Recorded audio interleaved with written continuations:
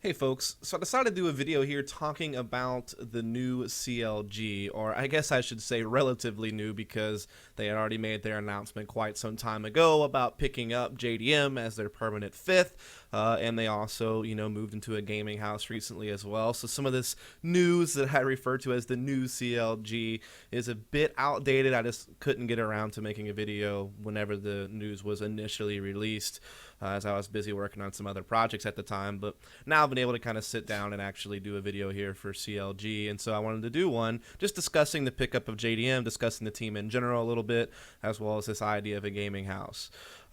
So first off, I'll just talk about JDM quickly as a player. I know that he played with this team for a while, back when they were still, Mouse Spaz, or back when they were, sponsored by Netcode Guides, and I remember him always being a pretty solid opper. Pretty good aim, pretty quick, able to hit some pretty nice shots, just kind of flashy at times for certain. I remember some of the biggest issues that he had, though, early on was that he couldn't use a rifle very well. So in situations where the economy could not afford him an op, then he basically could have very little impact with an actual rifle like an AK or an M4 or what have you, and so that could be sometimes kind of a burden on the team to kind of be without one of their key players whenever he didn't have an op in his hands. You compare this to other oppers out there, I guess, in the North American scene, like Skadoodle, like Peter, like some of these other guys who can still be serviceable with a rifle. Yeah, they don't have as big of an impact with a rifle as they will with the op, but they still can be a big factor in the round when they have a rifle in their hands, where it seemed like JDM, this was a real big weakness for him. He seemed to not be able to hardly do anything when he didn't have an op in his hands, and that was certainly bad. Because not only did it cause for him to, like I said, be somewhat I would say they were playing like a 4v5 or something like that, but you just get my point. Like, it caused issues where he couldn't contribute when he didn't have an op in his hands. So that's kind of A. And then point B would be, because of point A, you would see many times this team kind of sacrifice their economy to be able to get him an op, meaning other people would have to give up having like an AK or an M4 and instead take a Galil or from us just to be able to afford him an op, and that could be one of your key players not having a strong enough rifle, like a Tarek, like a Cutler, and that can definitely cause some issues in the overall capabilities of the team going forward that round. So that was one thing to kind of think about. I know people also used to talk about how his sensitivity was just like way too high.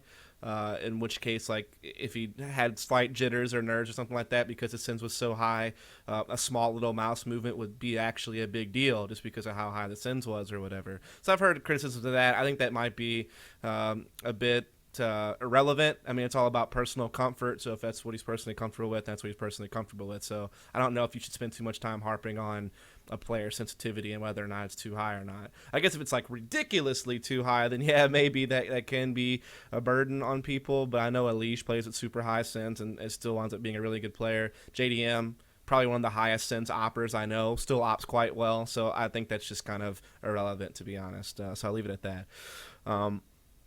So yeah, that was kind of my thoughts about JDM when he was on the team previously, like last year and things like that. And he actually did help the team get to a couple of lands. He played at an ESCA land with the team that I can recall, where he actually still did pretty well on land with the op. I know that he also went to the CEVO Season 5 LAN, where they actually had some close games against AWPer, and he played pretty good at that event as well, generally speaking. I know he also was pretty active in the local LAN scene, playing a lot of LANs just with like friends and stuff like that, so he was quite active. But then he, kind of retired, and the rumors that I had always heard was that he had hoped to join Cloud9 because he was friends with some of those guys, and apparently he had hoped that they would pick him up, I guess, after I guess when they actually wound up picking up Shazam during that process, because he kind of retired and quit playing with this group of players that he now plays with on CLG. And I had heard rumors that he was holding out for maybe trying to join Cloud9 or something like that back when they were thinking about picking up an opper. And they obviously did when they picked up Shazam later on. But I don't know if that's true or not. That could just be rumors. That could just be, not even a factor at all. But for whatever reason, he did step away from the game. But now he's come back and he's returned. He did kind of play a little bit with SKDC. I saw him like at ClutchCon in January of this year with that team. Just kind of play with them for a little bit. But now, he's on a serious team as he's joined CLG. And on CLG, He basically resembles a lot of the same characteristics that I remember seeing from him when he played with this team last year, meaning that he can be a very good opper. Sometimes he definitely struggles, using other rifles though when the op can't be afforded. I definitely have seen the economy sacrificed sometimes on his behalf to get him an op just to try to avoid that issue. Granted, it's way, way less than it used to be. I used to kind of criticize this team a lot for sacrificing their economy. Now, not so much so. It seems like they're, okay, you just have to use a rifle JDM or whatever, like we can't afford it. And so I definitely don't see them sacrificing their economy as much as they used to. So that is good. But yes, I do definitely still see JDM kind of struggle sometimes to use rifles effectively. But that's not his main job. His main job is an opper, right? So I guess that's kind of what we have to just look at. And as an opper, I must say that he is quite a good opper. When he's at his peak level, when he's actually firing on all cylinders and he's playing at his best, I really do think that he's probably like the second best opper in North America behind Skadoodle as far as his aiming ability and his fragging ability. He definitely has a really solid op, and I think he is one of the top oppers in NA. However, I would say that he does suffer from some inconsistency. I have seen some games against some of like the top NA teams where he's just been completely shut down, single-digit frags for an entire map and just, struggles to leave a mark on the game, which his op, because whenever he's playing so well, can be like one of the best ops in North America.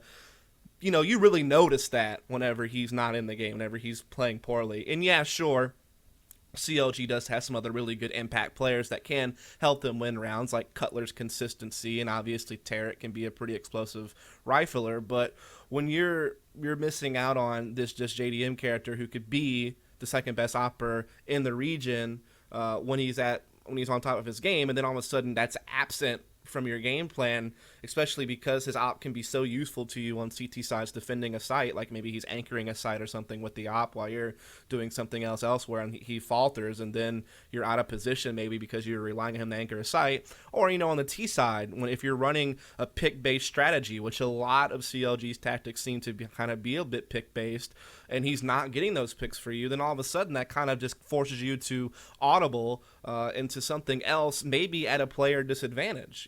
So that can definitely be very, very important if, in fact, he is having an off game. Now, I would say probably about 75% of the time he's probably playing a pretty decent game, at least, if not playing a really good game. But, that 20 to 25% of the time where he's not, that can definitely cause kind of a big issue, right? But you could say that about any player, really, because who really is playing at 100% of the time? Really nobody. But that is kind of maybe one slight criticism about JDMs is the issues with other rifles and maybe a slight bit of inconsistency. But otherwise, I think this is a good pickup for CLG, for sure, if I was just to conclude and say, was this a good move or not? Yes, it was. I think that, given the availability of the market and the amount of players that are actually out there and who's a free agent and who can you possibly grab, I know CLG was looking possibly at picking up a European player for a little bit when they're looking at like Cadian and some different guys, which would have been also probably a pretty good pickup that would have worked out. I know they were kind of shopping for some other players as well, but there was some contract issues with some other people that they couldn't get around, and so they couldn't explore those options any further. So yeah, I think JDM's a good pickup. It's a player they're familiar with, the player they've played with in the past, so that the personalities can mesh. The chemistry is probably just kind of maybe a bit more naturally there than it would have been with someone brand new. And like I said, he has the capability to be a very strong op for this team, so certainly I think it is a good pickup for them. But this team as a whole, when you're looking at them now, just horribly inconsistent, man. Like, it's so hard to peg CLG down and really give like a ranking of how good CLG really is, man, because it's just like a roller coaster ride their entire careers. And I wrote an article about this a little bit because I had to write some team preview articles for the AWPer Invitational tournament that's coming up, and I had to write a team preview for each team. So in my team preview for CLG, I kind of mentioned this. I kind of alluded to this, that they're just so inconsistent. It's really hard to tell what CLG you're going to see at any given time. So, when they started out in, like, December of last year qualifying for Aspen, they looked great. They're upsetting teams like that AWPer super team that had, Dazed and Hiko and Skadoodle, Swag, and AZK, that kind of super team that, of course, that team never was because of the match fixing scandal, but they were alive and well competing in the Aspen qualifiers there for a few weeks. And, this CLG team, or who would become CLG, they weren't yet sponsored by CLG, able to beat them, able to be the first team to qualify for that LAN. That was a huge statement. I mean, they had been slowly progressing for a while. Like, they went from having like 8-8 records in the regular season of ESCA to actually getting like 10-6 or 11-5 records and actually qualifying for the LAN and getting to LAN. So slow progression over the year of 2014 basically, and even late 2013, into actually qualifying for LANs. And then this Aspen qualification process, one of their most dominant streaks of online performance. So they really looked as if they were kind of turning the corner and really turning into like a powerful North American team. And then they get to the Aspen tournament and they beat, LDLC, what is now Envious, on Dust 2. Of course, a lot of that was maybe Peter's heroics with the op, but in general they played good as a team. They seemed to read LDLC well whenever they were on T side, kind of understanding how LDLC played the CT side. A lot of credit was given to Finesse for that from some of his teammates, saying that he had really good reads and was calling the right shots at the right times, and I'll be willing to believe that for that particular game. But then all of a sudden they just get crushed by Liquid, which forces them to play a decider match against Fnatic, which that was a tough uphill battle, right? Fnatic coming off this hot streak at the end of 2014, best team in the world at the time, still is the best team in the world to this day, and that was their decider game. They wound up losing that, of course, and they get eliminated in groups. So they get the job done against a really difficult team in LDLC. All they had to do was beat Liquid, who is like a last-minute stand-in team that hadn't been together for very long and had very little prep for the event, and then just got completely smashed on a cash game. So it's just like really high, and then all of a sudden just drop down super low. And this low kind of continued at ClutchCon. They got eliminated in the quarters against Elevate. Then you move on. They're trying to qualify for Katowice. And in North America, they do get their revenge on Elevate, at least in the online, like NA qualifier. Then they go to the European main qualifier. Once again, big, huge win on Dust 2, this time against Titan.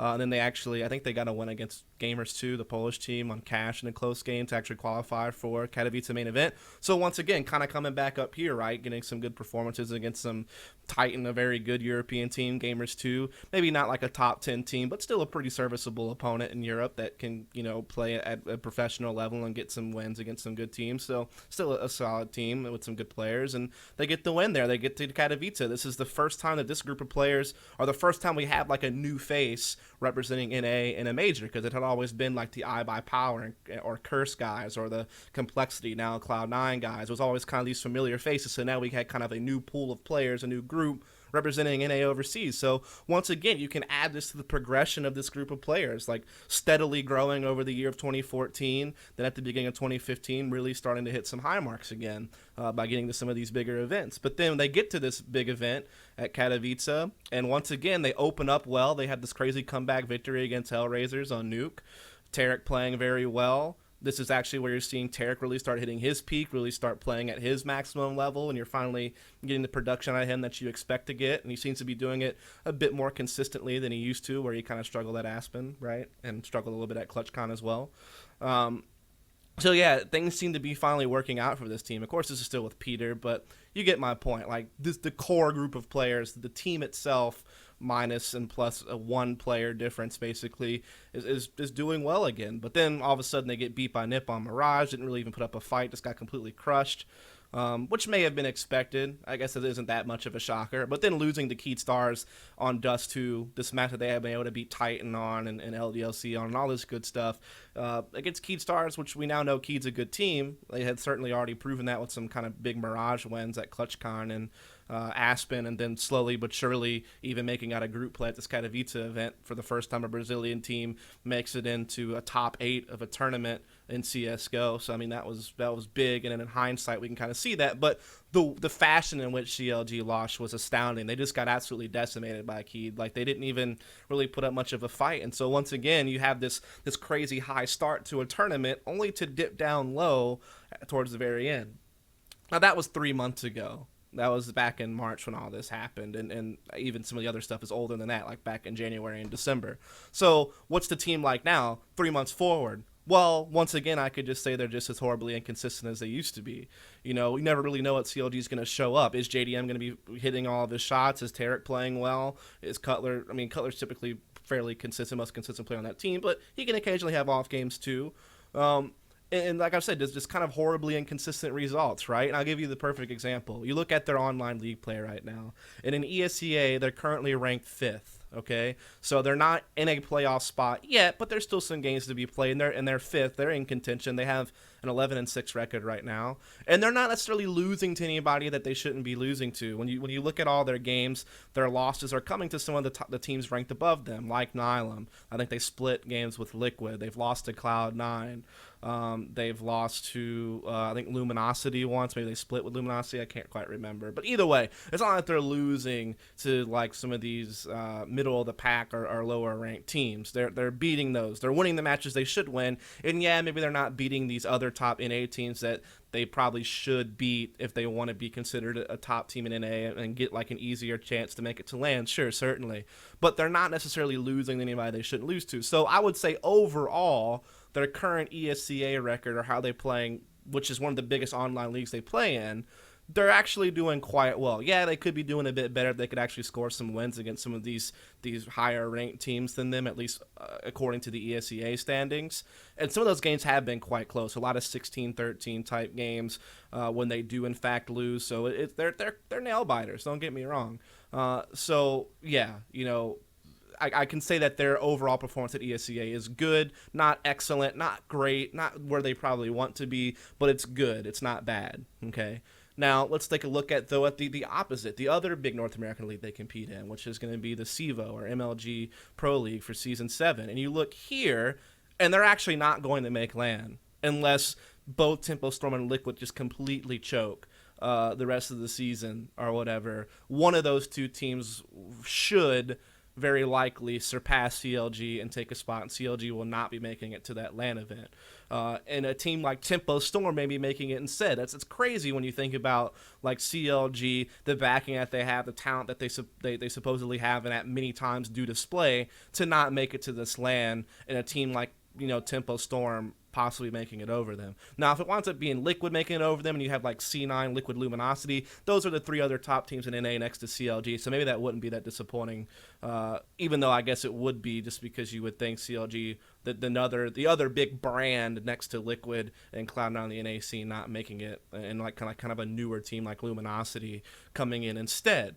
And when you look at CLG's performance in this league, just taking that away from it and just looking at their actual gameplay, they've lost to Affinity, which granted Affinity have turned out to be quite decent after they picked up Arya and Abe, and they've gotten some map wins against some other big teams like Cloud9, the SWC qualifiers, and they've tied some other pretty good teams as well. So it's not as if Affinity's a bad team, but that's still a team you expect CLG to at least tie to, if not win, right? So it is kind of disappointing.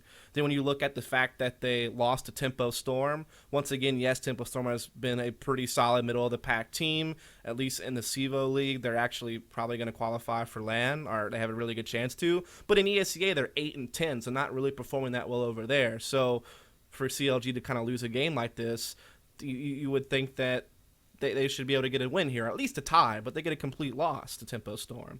Not only that, but they're tying teams like Lunatic, who doesn't even compete in the ESEA Pro League, okay?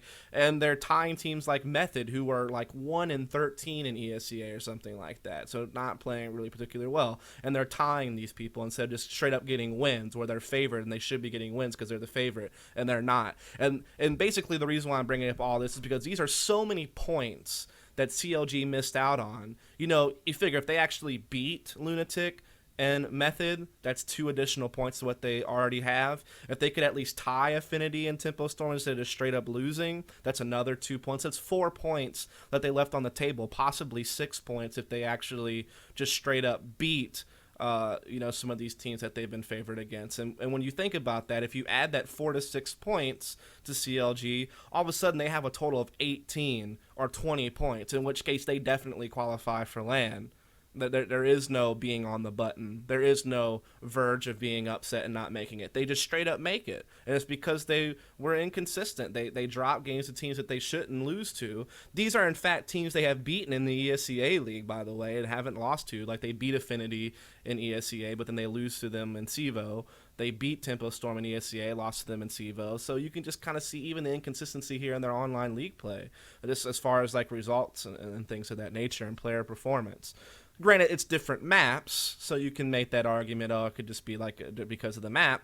That's very true. Um, but it's one of those things where it's still kind of like you're the favorite. You should be at least capitalizing at least one of these occasions I've mentioned and put yourself in better chance to make the LAN, right? So that's kind of where I'm at. And what are some of the criticisms or problems that CLG do face? Well, I know one of the biggest things people used to criticize them for, including myself, is when we got to hear their in-game communication from Katowice back in March because of the player POV streams, you could notice kind of like the lack of direction, people having to ask what the tactic is because no one's saying anything. So there's just like dead silence sometimes at the beginning of the round. There wasn't any clear direction. This was especially prevalent in their NIP game on Mirage, but even also kind of saw this happen a little bit towards their other games as well. Just I don't know. Either there was too much talking, too much jumbling, and there's just a lot of confusion, or there's like no talking at all, and it was just really really weird. It just seemed like there wasn't a clear direction, like they were on the same page. Now, granted, we're 3 months past that. Has their communication and teamwork gotten better? It's really hard to know because we unless you watch their individual POV streams when they stream their games on Twitch, which I haven't got to do because most of the time I'm like casting the games, so I can't listen to their POV. But so I'm not 100% sure if that hasn't improved or not. If it has improved, cool, at least they're making movement in the right direction. But if it hasn't, that's still a serious problem they need to work on as far as their communication and leadership goes, okay? But once again, I'm not going to sit here and try to assume that that it's still just as bad because, once again, I haven't heard their comms since then, so I don't really know. So I'm not going to try to, like I said, make an assumption. Now, the other criticisms that I've heard people come up with is like sometimes Finesse's just individual performances, fragging wise, and because they combine that with this whole idea of what they heard at Katowice, so they're like, well, wait a second, if he's not the clear leader and he's also not fragging well, then what value does he have? Well, like I said, you don't know if he hasn't improved the communication, or if maybe the Katowice event was just kind of a one-off, or that doesn't normally happen. Normally their communication's much better. Normally his leadership is much more defined. So you're working with a lot of variables that are kind of unknown. So as far as like judging his leadership at this point, it's kind of hard to know. I mean, you can just base it off of like how you see them playing, and there definitely has been a lot of different mistakes and different things going on. So maybe I don't know if you pin that all on him or if you pin it on certain players not relaying Finesse proper information, or going off and doing things on their own without Finesse's permission, or whatever. It's kind of hard to know whether it's his leadership or his lack of getting proper feedback and cooperation from particular teammates. Like, it's really hard to know, right? As far as individual fragging goes, in-game leaders typically do sometimes suffer from not fragging as well as the rest of the team, and there are many games where I see him fragging, pretty well or on par with the rest of the team. So I'm not going to sit here and get too heavy on like Finesse's individual fragging ability or something like that. I don't think that's really the issue. I think they probably have much bigger issues than that. If that's their biggest problem, then they probably would be doing fine. I think there's like way deeper and bigger issues that are probably need to come to the top and rise to the top before you start talking about things like that. Some of the other big things I've heard people talking about, obviously, is like this whole idea of like not watching demos or whatever, because I know, like, I guess Tarek was on stream with Moses and Steele and basically talking about how he didn't watch demos because he had talked to some of these other guys who were pro that didn't watch demos, and so he felt like, why do I need to watch demos? And I don't know. There's all kinds of different angles you can take that argument from. I personally think you should be watching demos, especially as a team. You should be watching your own demos to see what you're doing wrong, what you need to fix. Watch your opponent's demos for scouting purposes. Watch your own individual POV demos. That way you can take the same thing that I just said about scouting and fixing mistakes, but just focusing on your individual game and fixing your individual mistakes. Then you can also look at the team's overall mistakes and things you can fix and adjust. But then you just get a microscope and really focus down on just one individual element and then fix that. So it's kind of like micro scouting, micro analysis, and then more like macro analysis, macro scouting, I guess you could say, right? So yeah, I personally think you should be doing those things. And if some of those players aren't participating in demo reviews, which I don't know, maybe that's changed, maybe now they are, since we're living in a house together, they can hold each other more accountable, whatever, I don't know. Once again, I don't want to make assumptions, but shame on them if they're not. They need to be. I'll just leave it at that because I don't know what's going on demo-wise with them anymore. Okay. Now, the other thing I kind of seen issues with was like accountability. So when Steele was like doing a demo review with this team about one of their games, and he was like pointing out different things, it seemed like people didn't want to be accountable for mistakes. Like they wanted to pass the blame to someone else, or just pass the blame to nothing. Just shrug it off as, oh, that was just like unlucky, or that was just, whatever. Or sometimes the team just brushes it off as, oh, we were just getting outplayed, we are just getting outshot, just getting crushed. That's why we lost. And I think the biggest example I saw of this was they reviewed the demo of like when they played Nippon Mirage at Katowice, and Hayes was like saying, oh, well, I just got like crushed by them coming up A ramp every round. They were just like fragging me hard, and that's why they did well. But then they actually watched the demo, and it was like very rarely the case that actually happened. It was some other big things that were happening. Hayes wasn't getting crushed from the A ramp hit or something like that. That's kind of one of the examples I saw. So maybe there's like issues with accountability, holding people accountable for their mistakes, being able to do so in an objective way rather than people taking it personal. Like people should be able to take criticisms like from their captain or from their coach or from even one of their teammates. And then you, as a teammate who is receiving criticism, needs to be giving out criticism yourself, because you're denying your teammates valuable information if you're not criticizing them. And the same thing, if your teammates and your coach or staff doesn't criticize you, then you are missing out on valuable information that can improve your game and thus overall improve the team's performance. And people need to stop taking criticism as personal attacks. When they receive criticism as a player from an analysis or a caster like myself or any other analysis or caster out there, take that to heart.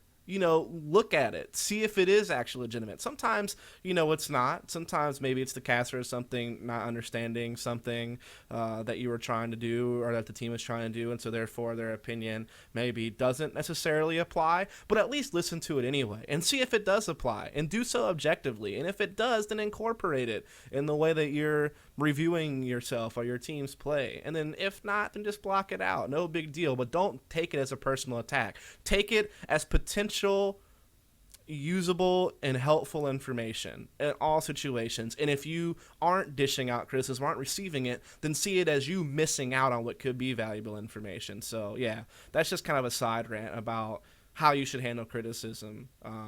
Yeah, if it's like really terrible criticism, like it's not even constructive criticism, just saying, oh, you're shit, or you're a terrible player, or your team's shit, your team's terrible, like y'all are fucking stupid or whatever, then yeah, of course, like that's like not constructive criticism. That's like destructive, just trash that's being thrown at you, in which case you do just ignore and block that shit out. But if the criticism you're getting can be viewed as constructive, then like I said, if you're not incorporating it or you're viewing it as a personal attack, then you're literally throwing away what could be some valuable stuff. So I'll just leave it at that, right?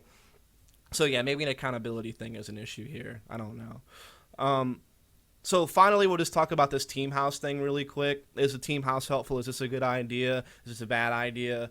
I kind of shed some brief thoughts about this when there was the rumors going around about Cloud9 possibly living in Europe together in a house for a couple of months. And this was back when they still had Shazam and Simphis when that news was out. Now they have, a new 5, and I've heard that they're going to be in Europe for a while due to tournament play, but as far as like actually living there in a team house, I don't know if that's happening anymore, right? And we've heard other experiments with team houses. Like I know Titan had a team house for a while. That kind of flopped because Shox didn't like it, didn't like being away from friends and family. It caused like social and personality issues, it seems, and so that wound up actually causing him to kind of leave the team. They lost a valuable player because of that, basically, right? And then they wound up canceling the house anyway. You see Nip use the house at times for boot camping purposes, it seems, but they don't seem to do it on a permanent basis, which I think is the best system. Use it for boot camping phases before big tournaments or something like that. But as far as like a permanent fixture, I think it caused a lot of issues, right? I'm sure there's other team houses out there as well. I think I heard TSM was going to move into a team house after they got done with exams for the summer. And focus on boot camping and try to improve their team. So I know it happens, and I think it does have its value, but could also be a big problem. Like I said, it can cause issues when people are away from their friends or family for too long. It could cause them to, not like the house, and therefore they become kind of mentally checked out of it, right? I don't know if this will happen with these players or not. Maybe they don't necessarily have strong ties that they're now away from, okay? Maybe it does cause personality conflicts. People clash, and then all of a sudden that causes like social issues which can affect the whole team. There is that risk, right?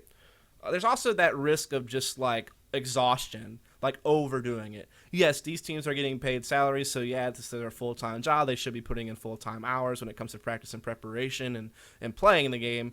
But at the same time, if you're just in a house where all you do is CS, you can get burnt out. Yes, for a boot camping phase for short spurts of time, that's great. But when you take like a permanent fixture over a course of a long period of time, it can be a disaster. You're just like overdoing it at that point, right?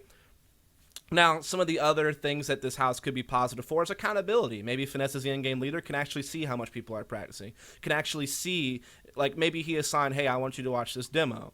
Maybe now he can actually look and see if they're actually watching it or not, rather than just hearing from them over mumble, yeah, I watched that yesterday, even though you don't know if they watched it or not. Now you actually could hold them accountable and see if they actually are watching a demo or something. That's just a very small example.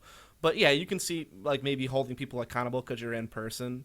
Maybe that can be helpful, but maybe it also causes distractions. People are like cutting up and things like that. Maybe being together physically encourage people to cut up even more than they did when they were at home away from each other. So basically there's all kinds of pros and cons for a gaming house. I think in this particular instance, it's a cool experiment. And I think that's the way Finesse described it. We're just testing it out. This is kind of just a test to see if this works, to see if this helps us get better, to see if this helps our preparation, to see if it, is a positive movement. And I think that's a great way to treat this. And so I think Finesse has the right idea, or the team has the right idea about experimenting with this to see if it works. If it doesn't, then wrap it up and go back to, see if it's worth it, to see if there's actually value, to see if you get a return on the investment. So I think that's the appropriate approach. So for me, I'm fine with this move for now, as long as they stick to their guns and, really analyzing whether this is useful or not. And if it's not, can it? If it is, cool, keep it going and see if you can improve. But that's pretty much it there. So I'll kind of leave it with that. I had more I kind of wanted to say about like individual players and individual maps and things like that, but this thing's already drug on quite long. Maybe I'll do that in a later video or something. But for now, I'll just kind of conclude with, yes, JDM was probably a good pickup given what was available and what wasn't.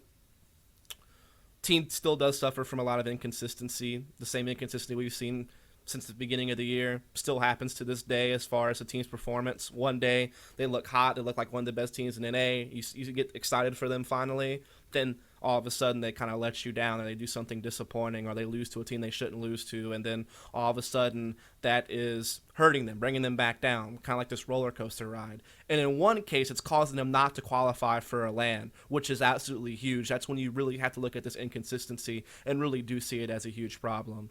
Okay, the whole team house thing could be positive, could be negative, but they seem to have the right mindset about it as far as just experimenting with it, seeing how it goes, taking it day by day, and going from there. So I'll say the team house thing could be a positive as well, at least the way that they have a mindset about it. As far as these issues with demo reviews and team communication and lack of leadership and all these other criticisms the community is throwing at them, once again, I don't know if those problems still exist or not. I know they used to exist like 3 months ago, 2 months ago. I know as of very recently, the accountability issue I seem to bring up, because the whole Steel demo review was actually pretty recent, so I think the accountability thing might still be there. But as far as like whether they have clear leadership or clear comms, maybe their comms have gotten better, maybe they haven't. Hard to know. We haven't heard them yet. As far as the whole demo thing, maybe they're watching demos now, even if they weren't before, so maybe that's not an issue anymore. Who really knows? I would say that if their communication and leadership is the same as what I heard at Katowice 3 months ago, then holy shit, they're in trouble. If they still had the same mentality, some of their players had their same mentality about demos as we heard maybe a month or so ago, then holy shit, they have a problem. But if they're actually working to fix those things, then they're moving in the right direction, certainly, but still do suffer from inconsistency. But we'll just leave it at that. Hope you enjoyed the video. Tune in for more later on.